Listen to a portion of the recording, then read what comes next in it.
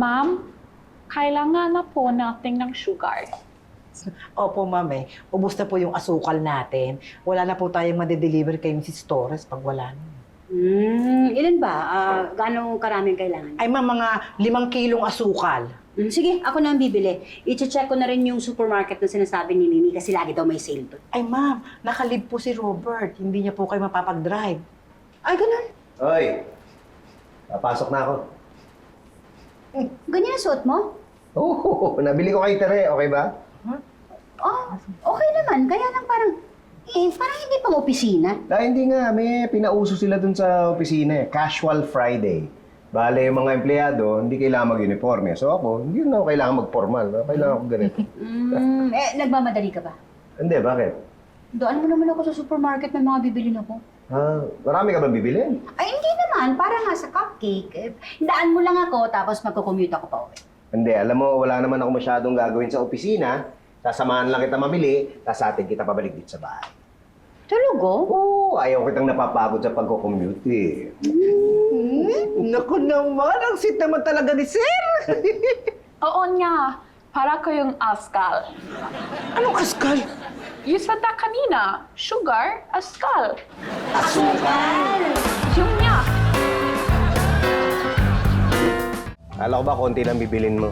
Oo nga. Halos bilhin mo na yung buong supermarket, oh. Sayang naman kasi nandito na rin lang tayo eh. Tsaka tama naman si Mimi, ang daming item na nakasale, oh. Saan ba dito yung soft drinks? Bamalay ko, ngayon lang napunta dito. Doon kaya tayo? Pwede ba ikaw na lang? Mauna na ako dun sa cashier, mahaba na yung pila eh. Oo, hintay mo ako doon ha. Oo, sige.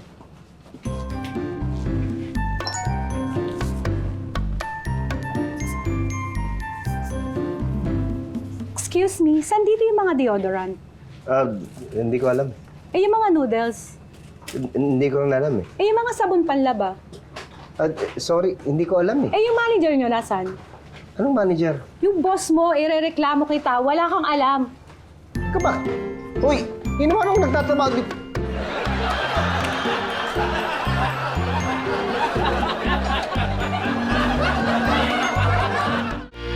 Ma'am, ito na po yung suki niyo. Thank you. You're welcome po. Kuha lang po ako ng box, ha?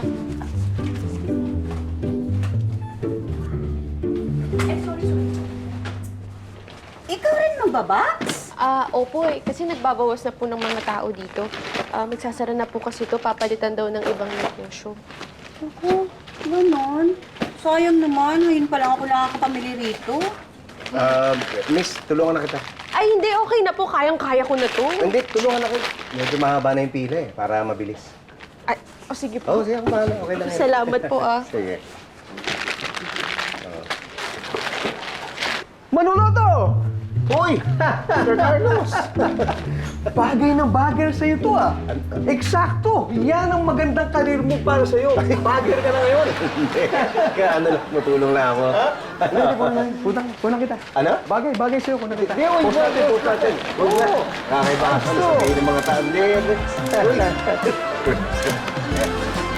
Ano ka ba naging bagay? Ha? Although bagay sa'yo, no? Pero anong nangyari sa negosyo mo? Wala na ba? Yung water business mo? Okay pa. Nasamahan ko lang mamili to si Elsa. Oh, well, sad news for you. You better start looking for another supermarket. Kasi, malapit ko nang bilhin ang supermarket na to. Ikaw bibili nito? Ako bibili. I will transform this into a casino.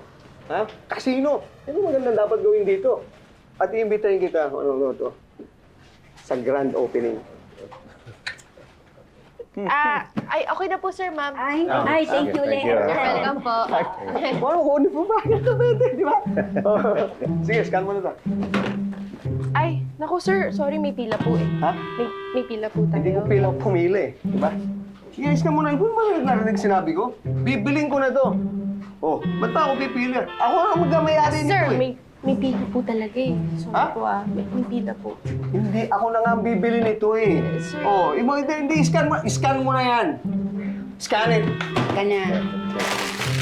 Teka. Scan mo na. Sir Carlos, Oh. mauna na kami ha. Sige, I'll see you. Sige. I'll see you. Grand opening, ha? Sige. Excuse me, Scan mo na, excuse scan me. mo na. Sinisingitan kayo nito, oh. Papayag ba kayo? Hoy!